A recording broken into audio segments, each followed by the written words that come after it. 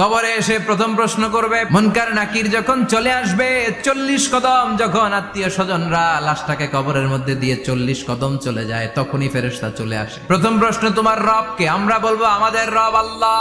দ্বিতীয় প্রশ্ন, ওমা দীনু, তোমার ধর্মের নাম কি? আমরা কি বলবো?